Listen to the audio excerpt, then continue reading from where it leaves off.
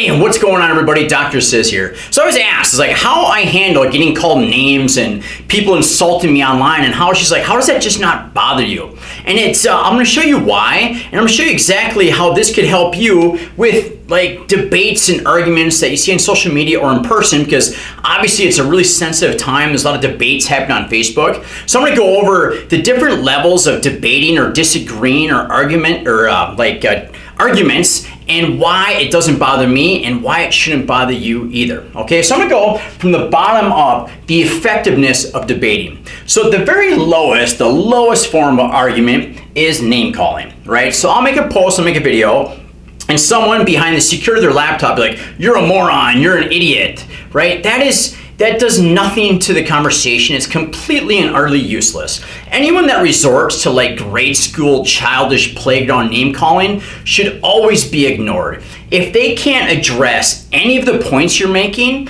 and resort straight to name calling, ignore them, right? It's kind of if there's a quarterback in the NFL and someone yells from the stands, oh, you're terrible, blah, blah, blah. It's like they care what the dude who never even played in high school's opinion is about them calling him a name, all right? So if someone calls you a name, completely ignore it. And if you resort to name calling, you've lost before you even started, if that's all you got, all right? Next one that happens a lot with me is ad hominem attacks, which is insulting someone's credentials, okay? So I will post something and I'll support what I say, and then people will comment, oh, you're not a medical doctor, you're just a chiropractor. And it's like every single medical doctor disagrees with me, and every medical doctor agrees with each other, right? It's like there's no reason to ever get a different opinion from medical doctors, because they're all going to tell you the same thing, because they obviously all agree, right? Or it's I graduated, what does it take, 120 credits to graduate college? I finished up with close to 450 in 2005.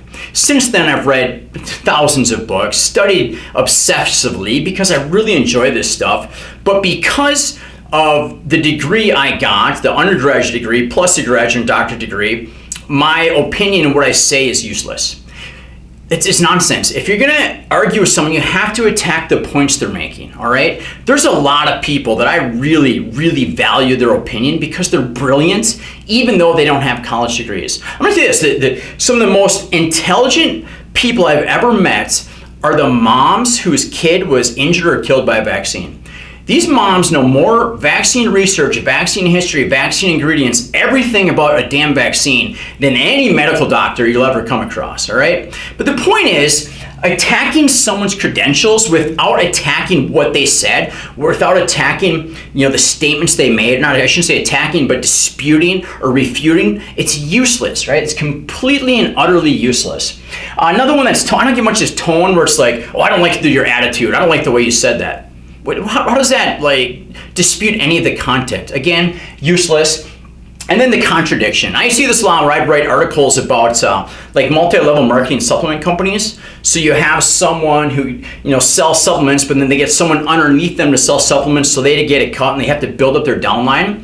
And I would write articles showing exactly why the ingredients are ridiculously overpriced. I would show exactly why the ingredients aren't good. I would show why the ingredients are dangerous. And people would contradict me all the time. It's like, oh, that's completely untrue. It's like, okay, well, back it up with something. Show me where I'm wrong. And no one ever did. Articles have been there for years and years and years. So if you're going to contradict someone, you have to back it up with something, all right? So I know that anything in this category that someone comes at me with is completely and utterly useless. So why should I let it bother me, right? It's pointless.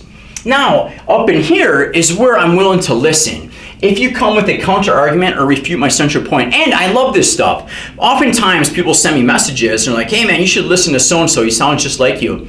I don't need to hear more of me. I want to hear different opinions, because maybe I'm wrong. Maybe something new information will change my perspective on things. I love having intelligent discussion debates, all right?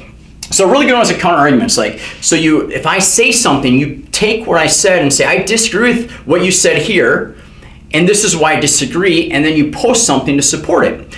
Now, the hard thing with that is nowadays, man, people will post studies. A lot of times they'll post something that actually supports what I say. But then the truth is, so many studies nowadays, you would think science is like, all right, we're going to do an experiment and we want to come on, and after the experiment, we're going to get a result and we're going to report it. So much doesn't work like that anymore. It's like, we want this to happen. What kind of study can we design to get the predetermined result that we want?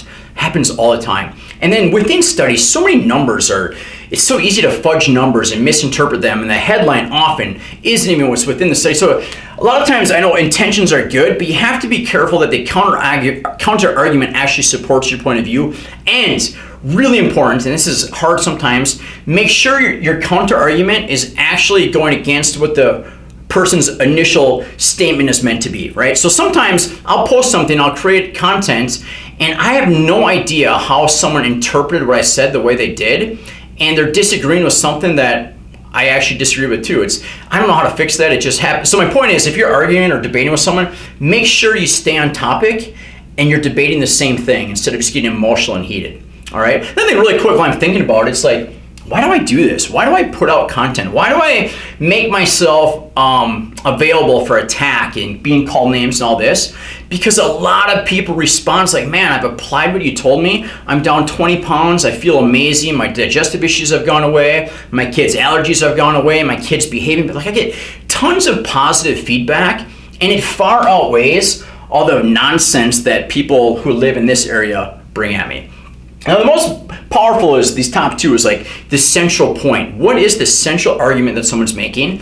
Why do you disagree with it? And then here's some data or something to show why you're wrong. Okay. So like one thing I put out a lot lately is I have this, with the COVID and all this, like none of the health agencies are talking about lifestyle and the comorbidities, right? So the data is clear to me that being obese, heart disease, diabetes, lifestyle things, the comorbidities are what puts people at a high risk of having severe reactions. So we should talk more about that, right? And when I post about that, a lot of people are like, oh, you're an idiot. Oh, you're just a chiropractor. It's like, well, if you look at the data, dispute the data, right? And you can't, right? And I just wish all the public health agencies would spend more time talking about lifestyle and talking about how god-awful soda is for kids and how junk food and the childhood obesity and chronic disease in kids, it's like, that's the underlying issue. That's the big elephant in the room that we just keep ignoring.